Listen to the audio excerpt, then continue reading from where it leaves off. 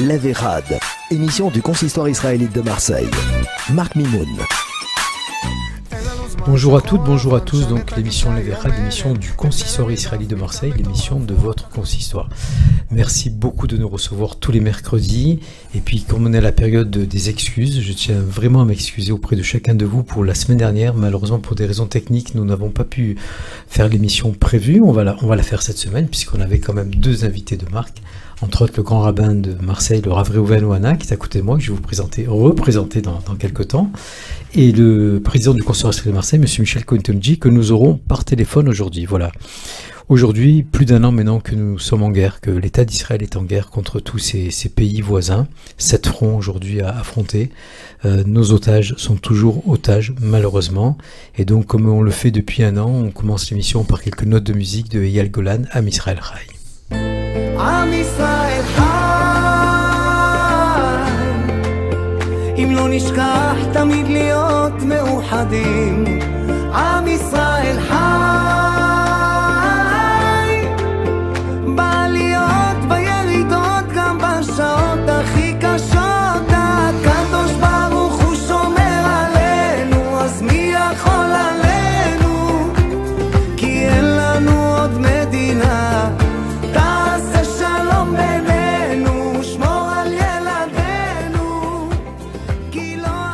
Donc je vous avais promis d'avoir le président du consistoire israélite de Marseille, Monsieur le grand rabbin. Si ça vous ennuie pas, on commence par Michel qui est par téléphone. Absolument. Voilà, donc Monsieur Michel Cohen-Tonji n'avait pas prévu aujourd'hui d'être là puisque c'était la semaine dernière, comme je vous l'ai dit, mais il tenait quand même à vous présenter les vœux. Donc Michel, tu es avec nous? Ouais, je suis avec toi. Voilà, merci beaucoup quand même de prendre quelques minutes pour t'adresser à la communauté. Je vais te laisser présenter les vœux à la communauté juive de Marseille avec tous les bons souhaits que tu vas nous laisser prévoir. Oui, merci Marc de me donner la parole. C'est vrai que les vœux de cette année, c'est des vœux un peu spéciaux. Avec depuis le 7 octobre, la communauté juive à travers le monde, en Israël et dans le monde entier, Marseille n'échappe pas à la règle, a été durement frappée et aujourd'hui est dans certains désarrois du massacre et du pogrom du 7 octobre. Alors, moi, ce que j'ai pu constater, c'est que dans les synagogues dans lesquelles je fréquente et dans tous les gens que je vois autour de moi, il y a une ferveur particulière cette année. Rosh Hashanah, qui, comme on le sait, est l'anniversaire de la création de l'homme, où le ciel est ouvert pour accueillir nos prières, puisque tout le monde sait qu'en cette période, nous allons être jugés sur les jours qui vont venir plus tard. Donc il y a une ferveur particulière et j'aimerais qu'on associe toute la communauté de Marseille à cette ferveur et aussi à de l'espérance.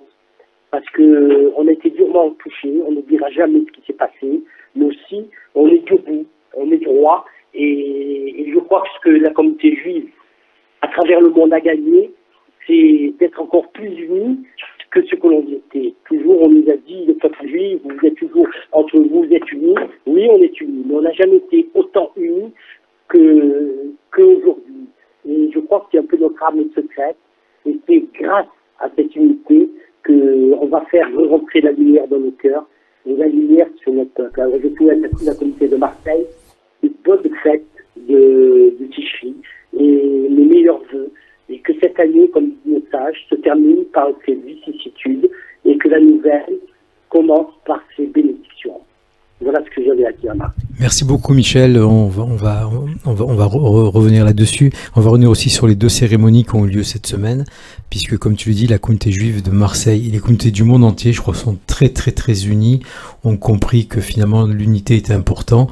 Après, on a chacun le droit d'avoir des vies, des philosophies un peu différentes, mais au niveau de l'État d'Israël et de la vie juive, il y a une seule réponse et une seule main qui doit se fermer tous ensemble. Merci, Michel, pour tes quelques mots. Et donc, je vais bien sûr pas vous présenter le grand rabbin, ça serait honteux de vous dire ça puisque vous le connaissez tous.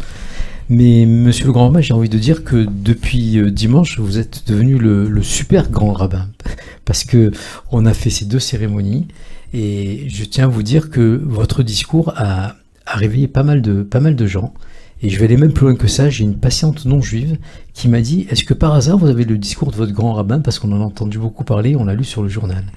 Donc, une question personnelle, monsieur le grand rabbin, avant que je vous laisse présenter les vœux aussi à votre tour, bien sûr.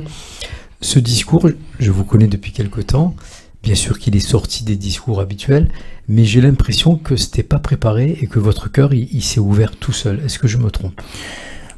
La vérité est que j'ai pensé longtemps de ce que je devais dire. J'ai préparé 2 ou 3 messages thoraïques pour cette période, et en voyant, on va dire, l'assistance, en voyant surtout l'attente des gens d'entendre quelque chose qui vient de la communauté pour les rassurer, pour dire qu'on comprend ce que chacun ressent. C'est venu un petit peu, juste la petite demi-heure avant la cérémonie, j'ai dit je vais parler de ça. Donc j'ai cherché un petit thème qui s'adaptait au discours, entre guillemets, politique que je voulais tenir. Et c'était en même temps, on va dire, en même temps prévu, mais non de longue date. C'était prévu juste une demi-heure avant. Donc vous aviez l'idée, le projet du discours, mais pas les mots écrits comme on peut le faire. Ni les mots écrits, ni même l'accent sur le côté un peu plus politique. Au départ, j'avais un souhait de faire un devoir Torah, comme j'ai eu l'habitude de faire. Et là, on va dire, le devoir Torah était très court par rapport à la conséquence et à l'aspect, on va dire, de ce que ressentait chacun. Et je pense que si les gens l'ont entendu, et si surtout, comme vous le dites, l'ont apprécié, etc., c'est parce que ça correspondait à ce que chacun voudrait dire. Ça correspondait à ce que chacun ressent. Et à ce niveau, je pense qu'on était dans l'unité, comme vous venez de le dire maintenant, dans l'unité du souci que l'on a pour Israël, du souci que l'on a pour nos frères, du souci de la vie, des valeurs essentielles, etc. Et du souci de voir où le monde nous amène, où la France aussi est en train de dériver. Et ce sont ces choses qui, je pense, peut-être ont plu aux juifs et aux non-juifs. Oui, sûrement, parce qu'en tout cas, c'est la première fois que je vois 1200 personnes dans une synagogue. Elle peut dire un discours pendant plus d'une minute, et on vous en remercie tous. Voilà, au nom de la communauté, je me permets de vous en être le porte-parole. Merci Rav Reuven pour cette intervention au niveau de cette première cérémonie. Donc avant de vous laisser présenter les vœux, quelques mots peut-être sur ces 2 cérémonies qui ont lieu. Donc on rappelle, dimanche soir, nous étions tous à la synagogue Beth Yosef à Breteuil. Le lendemain, il y avait un rassemblement, une marche silencieuse, qui a été d'ailleurs silencieuse et très très bien respectée, accompagnée avec l'ensemble des associations, et aussi un monsieur qui vous a énormément apprécié. Je l'ai eu encore au téléphone, il m'a dit vous avez de la chance d'avoir un grand rabbin comme ça à Marseille. C'était donc l'artiste Philippe Lelouch, qui je pense va revenir. Il a passé une excellente soirée à vos côtés, et au niveau, je m'adresse aussi à tous les gens de la communauté, il m'a dit que rarement il a été reçu dans une ville avec autant de gentillesse, de douceur et de sincérité. Oui, c'est vrai, ces 2 cérémonies ont d'abord montré une chose, comme vous l'avez dit, d'abord la masse des gens et la dignité palpable dans ces 2 cérémonies. Et tout le monde est là dans le silence, dans le recueillement, dans la volonté vraiment de montrer l'appartenance, pas seulement au peuple, mais aussi le soutien à ces familles qui sont tellement dans la douleur et dans l'épreuve. Sentir que voilà, on est nosé be'ol, on soutient avec vous le fardeau. Vous n'êtes pas seul. Et je dis toujours que lorsqu'on est pas seul dans une peine, lorsqu'on est accompagné, la peine est partagée. Comme dans une fête, lorsqu'il y a beaucoup de monde, la fête est amplifiée. Et là, on sentait que la communauté voulait montrer justement cette solidarité avec toutes les familles, avec les otages, avec les victimes malheureusement. Et cette volonté de s'unir, je pense, était merveilleuse, parce que on a vu des gens qu'on voit très rarement dans les synagogues.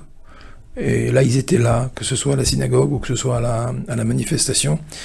C'était une manifestation digne, et je pense que beaucoup de communautés devraient s'inspirer de la façon dont on proclame des choses, ou dont on... Comme dirait l'autre, on se comprend. Tout à fait, c'est vrai qu'il y a beaucoup de pudeur dans nos manifestations, il n'y a pas de débordement. Je crois que même les policiers, on remercie d'ailleurs tous les élus politiques qui font un effort énorme autour de nous pour nous entourer. Et je crois qu'ils le font presque de bon cœur parce qu'en général, ils ont l'impression que leur présence est juste là pour sécuriser, mais pas d'intervention en règle générale. Et on voit à chaque fois que quand on passe devant eux et on les salue, ils sont heureux de nous saluer, ils sont contents. Voilà, on est là aussi pour vous, avec vous en quelque sorte. C'est aussi un point important que vous soulevez. Bien sûr. Alors, monsieur le grand rabbin, là, donc nous sommes dans la fameuse période des 10 jours de pénitence. Comment on peut s'adresser à la communauté? Qu'est-ce qu'on peut leur dire? Quelle est la puissance de ces 10 journées? Peut-être en dire quelques mots pour que les gens en prennent plus conscience, puisqu'aujourd'hui, je m'aperçois autour de moi par des gens que je vois plus ou moins régulièrement, ils ont tous un côté mystique en train de s'installer. Alors certains se rapprochent de la vie juive par le côté pratique, par le côté étude, par le côté religieux, d'autres par le côté Israël sioniste, mais je sens qu'on est en train de tous se donner la main, et bientôt ça va représenter d'ailleurs la fête de Sukkot où on a les 4 types de juifs représentés. Donc pendant ces 10 jours, est-ce qu'on a des efforts à faire supplémentaires? Est-ce qu'il y a des choses qu'on peut faire facilement? Alors c'est évident que c'est la période où qu'on appelle Aseretim et Tchouva, les 10 jours de pénitence, et les Sfarim, le Talmud est rempli pas seulement de conseils, de recommandations, etc. Oui, c'est une période de prise de conscience, c'est une période de remise en question. Et si vous constatez à l'extérieur que beaucoup se posent maintenant des questions identitaires, se posent des questions parfois religieuses et spirituelles, etc., c'est pas seulement lié à l'événementiel, à ce qui se passe maintenant, à la guerre, à tout ce qui s'est passé le 7 octobre et tout ce qui a suivi. Et nos maîtres disent que dans l'année, il y a des périodes propices, chacune a une certaine énergie qui existe en ce temps et qu'on ne retrouve pas ailleurs. Par exemple, ils vont dire que à la période de Rosh Hashanah, Kippour, c'est une période, vous l'avez vous-même dit, c'est le jour de la naissance de l'être humain. C'est le Rosh Hashanah où l'homme a été créé, le premier homme, à Rosh Hashanah.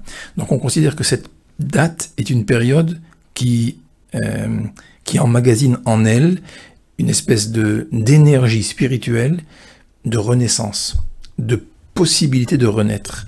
C'est-à-dire que si en ce moment il y a des questions qui se posent, si en ce moment on voit que les gens peut-être s'ouvrent à d'autres soucis auxquels ils ne portaient pas beaucoup d'attention pendant l'année, c'est aussi lié à la période. C'est Rosh Hashanah. 10 jours de Teshuvah, c'est la même chose. Jamais dans l'année, il sera aussi facile d'effectuer un retour sur des valeurs fondamentales, sur des principes, comme ces 10 jours. Jamais il sera aussi facile de prendre sur soi une bonne résolution, comme on pourra le faire à Kippour. Et je pense que si un juif, là où il est, se pose la question, que doit-il faire dans cette période? Moi je dirais que il ne s'agit pas d'aller chercher très loin. Un petit changement, un petit. Un jour, on est venu demander à un des maîtres, voilà, c'était un érudit, un élève de Yeshiva, il lui dit, Rav, maître, j'aimerais mettre en place pour l'année à venir un certain nombre de choses pour me renforcer dans tel domaine, et il lui fait toute une liste de ce qu'il voudrait prendre sur lui. Le maître lui a dit non, c'est beaucoup trop compliqué, et tu n'arriveras pas à faire tout ça, tu vas te décourager, tu ne vas rien faire au final. Ce que je te conseille, c'est de prendre un petit. Alors il lui a pris l'exemple de cette merveilleuse bénédiction que l'on fait lorsqu'on sort des toilettes. Il y a la bracha de Asher Yatzar, où on remercie l'Éternel de la merveilleuse nature humaine, du fonctionnement humain, des organes, etc. Où on remercie. Il a dit, cette bénédiction, prends sur toi de ne pas la réciter en marchant, non, tu t'arrêtes, tu la lis, tu y penses, tu remercies réellement. C'est-à-dire, il voulait dire quoi? Il voulait dire que ne cherche pas de grandes choses, de grands changements. Prends quelque chose qui est à ta portée. Faire Birkat Amazon convenablement. Peut-être décider de mettre 5 minutes tous les jours. Je vais me connecter, si je puis dire, avec le Créateur. Je vais mettre mes téphilines. Ça prend 5 minutes. c'est pas plus. En faisant le schéma Israël, acceptez sur moi le joug divin. C'est un grand changement avec un petit effort. On n'a pas parlé de prendre sur soi l'obligation d'aller à la prière 1 heure tous les matins, etc. Non, non, 2 minutes, 3 minutes, une étude hebdomadaire, etc. Je pense que ce serait la meilleure façon de se présenter à Kippour. Si vous voulez, je vous donnerai peut-être ce fameux machal, cette allégorie merveilleuse que donnait un des maîtres pour expliquer ce qui conviendrait de faire avant la fin de Kippour. À moins que vous ayez entre-temps une autre question. Bien sûr. Non, il y a deux choses que j'aime dans ce que vous venez de dire, monsieur le grand rabbin, c'est le mot renaissance, parce que j'ai l'impression que depuis le 7 octobre de l'an passé, il y a eu une renaissance. Absolument. Alors qu'on voulait nous détruire. Donc, je veux dire, ça c'est la réponse, la plus belle des réponses qu'on ait pu donner, bien sûr, grâce au Chayali, mais grâce à la main de Dieu, ça c'était évident. Et puis la prise de conscience de chacun. On parlait tout à l'heure de monsieur Philippe Lelouch, qui nous a dit, je crois qu'on était ensemble dans la voiture, quand il nous a dit, depuis le 7 octobre, je sais que je suis juif français. Il a dit parce que bon, on peut confier qu'il nous avait raconté que sa maman n'était pas juive, donc il savait pas vraiment qui il était jusqu'au 7 octobre, et que le 7 octobre, il a su quel camp il fallait choisir, et qu'il y a eu un réveil en lui, et on le voit bien depuis quelque temps. Et deuxième chose, donc à travers ce que vous dites, monsieur le grand rabbin, donc on est aussi jugé sur l'évolution et sur les décisions à prendre, autant que celui qui prie depuis des années, depuis qu'il est né, depuis qu'il est enfant. C'est pas qu'on est jugé, c'est que le Talmud nous dit que celui qui a réussi à effectuer un changement en lui, même minime, occupe une place beaucoup plus élevée que celui qui est né dedans, qui a toujours fait, parce que il a toujours fait de façon, en quelque sorte, machinale, habituelle, etc. Mais chez l'autre, ça nécessitait un changement. Un effort, il est plus difficile donc de faire un changement quand on est un fils de rabbin ou de grand rabbin qu'un fils de monsieur ou madame X ou Y. Oui, dans la pratique, oui. Ce sera plus difficile parce que lui, il part avec un capital d'habitude qu'il met en place depuis longtemps, alors que l'autre devra faire un petit effort, prendre peut-être un 10e ou un 100e de ce que fait le premier. Mais l'idée, en quelque sorte, si je peux vous raconter pas l'anecdote, mais le machal, l'allégorie qui est donnée, entre Rosh Hashanah et Kippour, il y a une mitzvah. D'ailleurs, à la synagogue, on a sonné du chauffard, même à la soirée de commémoration. Et je pense que quand le chauffard a retenti, je ne sais pas si vous avez remarqué, mais il y a eu subitement un silence profond. C'est ce que je disais à Amy avant mon arrivée. Et il y avait quelque chose qui... voilà, ce son primaire de base, c'est un instrument tellement, on va dire, basique. Il n'y a pas de cordes, il n'y a pas de notes, il n'y a pas de solfège, il n'y a rien du tout, on sonne. Et on sent que c'est un son qui éveille, qui pénètre, et qui éveille quelque chose d'intérieur en nous. On commence avec le chauffard à Rosh Hashanah, et on va terminer à Kippour. On termine à Kippour avec le chauffard. Et en fait, c'est la symbolique de plusieurs choses. D'abord, c'est parce qu'on prie pour que retentisse le chauffard du Mashiach et de la délivrance finale. D'accord ? Et c'est ce qu'on demande jusqu'à la fin de Kippour. Mais Rav Saadia Gaon, un des grands sages du Moyen-Âge, avait donné 10 raisons au chauffard. Alors, je ne vais pas vous les dire toutes les 10 maintenant, ça sera trop long. Mais il a dit, une des raisons, c'est qu'on sonne du chauffard parce qu'on veut rappeler à Dieu un événement où le chauffard a retenti de façon très forte. C'est le moment du mont Sinaï, où tout le peuple d'Israël était uni autour du mont Sinaï. Dieu fait sa révélation à tout un peuple. C'était une fois dans l'histoire, unique dans l'histoire. Et tout le monde est là, dans un décor presque invraisemblable, le tremblement de terre, le tonnerre, les éclairs. On entend la voix divine, et c'est marqué « Vekol shofar chazak meod ». Et un son du chauffard très fort qui retentissait. Quand on sonne du chauffard, et j'aimerais dire à toute la communauté, peut-être on a manqué celui de Rosh Hashanah, ne ratez pas celui de Kippour.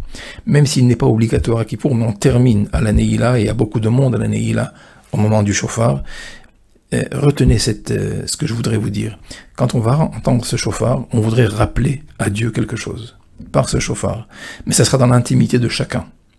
Lorsqu'il entend ce son qui pénètre, il faudrait que chacun dans son intimité se dise « Ce son vient me rappeler une alliance. Un jour, le peuple juif a accepté la proposition divine de devenir le peuple avec qui Dieu veut contracter une alliance. C'est le Brit. C'était cette situation où tous les Juifs, les hommes, les femmes, les enfants, tout le monde ont accepté, on dit Naaseh Venishma. Alors, vous allez me dire oui, ok. Je vais faire et je verrai. Voilà. Je comprendrai. On est prêt à mettre en pratique, même si on ne connaît pas le contenu, etc. Mais regardez ce machal, cette image. C'est l'histoire de ce roi qui va en chasse et qui à un moment perd ses gardes. Les gardes le perdent parce qu'il a couru vers un gibier, etc. Et on essaie de le retrouver, mais il s'était éloigné tellement qu'on n'avait plus retrouvé sa trace. Et la nuit va tomber. La nuit tombe et on commence à entendre, il est seul sur son cheval, et les animaux qui commencent à sortir de leur tanière, etc. Il a peur. Et le roi voit qu'au bout d'une allée, il y a une petite lumière. Il s'approche, il voit une petite cabane, il toque à la porte, on lui ouvre. Le bûcheron lui ouvre la porte, le fait entrer, l'installe, lui dit écoutez, maintenant c'est dangereux de sortir, mais demain matin, dès l'aube, à la première lumière du jour, on pourra sortir, je vous montrerai le chemin. Et sur le lendemain matin, après qu'il l'ait nourri et qu'il l'ait logé, le lendemain matin, le souverain se dévoile à lui. Il dit je suis le roi. Et bon, bien sûr, l'autre est étonné, il s'est dit si j'avais su avant, j'aurais fait un peu plus d'efforts, mais je suis le roi. Et sache que j'ai vu que tu es quelqu'un de sage. Ton métier peut-être est trop fatigant. Viens avec moi au palais, et là-bas je te donnerai peut-être un poste à la hauteur de ta personnalité. Il l'amène au palais, il lui donne un poste important, il gravit les échelons, il devient ministre, ensuite il devient ministre des Finances, après il devient Premier ministre, il devient vice-roi. Et voilà que l'histoire raconte qu'il est vice-roi et que dans la cour, il y a un complot contre le roi. Les complotistes ont aussi essayé de soudoyer ce vice-roi, en lui disant « Mais si le roi y tombe, c'est toi qui seras le roi. » Et il va être tenté. Mais voilà qu'au bout de le roi se rend compte, et tout le monde est attrapé. Ils sont tous condamnés à mort, inclus le vice-roi. Et avant la pendaison, on lui demande « Quelle est ta dernière volonté ?» Il dit « J'en ai pas. » Après il dit « Oui, si, quand même. Est-ce que vous pouvez envoyer quelqu'un qui aille chez moi me chercher un sac à dos dans telle pièce, dans le grenier. J'en ai besoin. » On va lui chercher cette dernière volonté, on va lui amener, on lui amène son sac à dos qui se trouvait effectivement dans le grenier.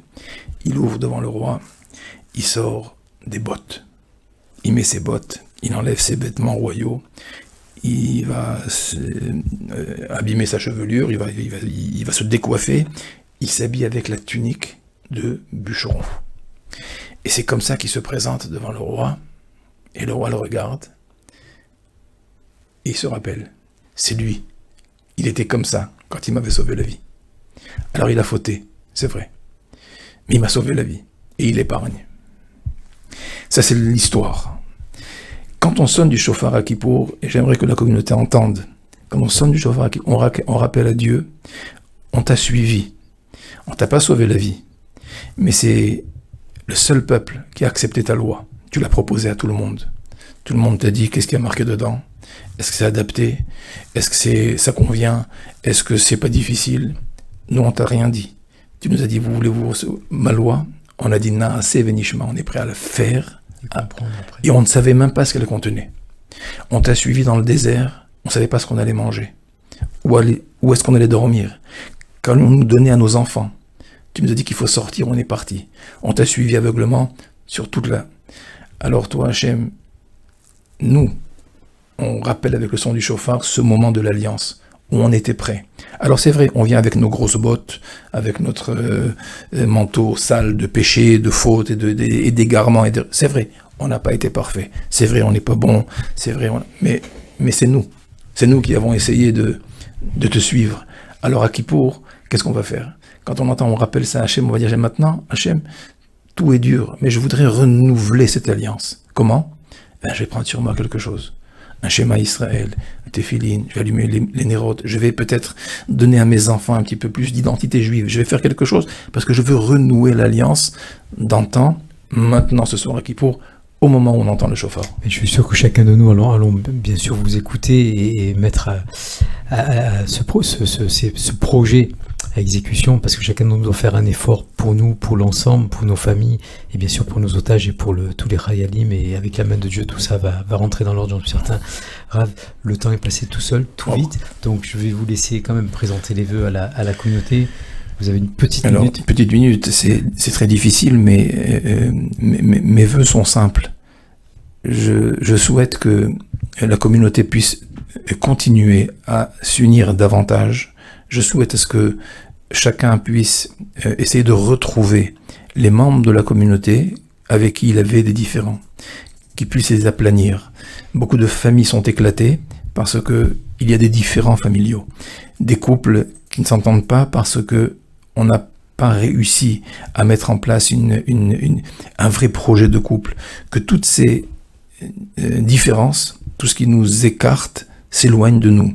Et si on nous rapprochait les uns vers les autres, de façon à ce que notre unité, comme on la vit maintenant, soit encore plus renforcée, soit encore plus grande, et que grâce à cela, c'est marqué que lorsqu'on est unis, lorsqu'on est dans le shalom, alors Dieu nous donne les meilleures bénédictions. Quand il y a la paix, les meilleures bénédictions du ciel viennent dans ces couples, dans ces familles, dans ces milieux, dans ces communautés. Alors, ces bénédictions sont lesquelles? Ce sera le succès sur le plan matériel, sur le plan familial, sur le plan professionnel, sur le plan spirituel, à tous les niveaux.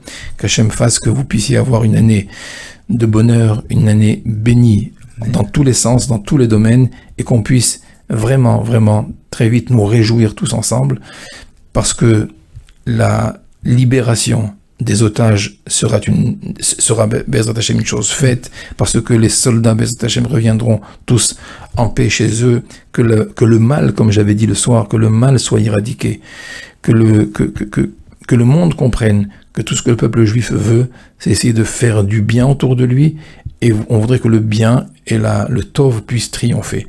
Une année Be'ezrat Hashem où la vérité et le bon seront Be'ezrat Hashem ceux qui triompheront pour l'humanité tout entière et surtout pour le clan d'Israël. Voilà, merci beaucoup Monsieur le Grand Rabbin. Juste un petit mot émis, je présente moi aussi à mon tour les vœux de la communauté, et comme chaque année je vous souhaite une chose toute simple, la chose la plus belle, la plus riche du monde, et en même temps la plus facile à obtenir peut-être, c'est prenez du temps. Voilà, prenez du temps pour vous, prenez du temps pour vos enfants, pour vos parents, allez les embrasser si vous les avez encore, vos grands-parents, voyez grandir vos enfants, prenez le temps d'étudier, prenez le temps d'écouter, prenez le temps de vivre, et ne courez pas sans arrêt, après simplement le besoin de gagner de l'argent qui, lui, il vient. Donc, prenez le temps d'exister, et surtout ne laissez personne seul pendant ces fêtes. Invitez autour de vous des veuves, des divorcés, des étudiants. Mais voilà, pensez toujours à tous ces gens qui sont seuls pendant ces fêtes.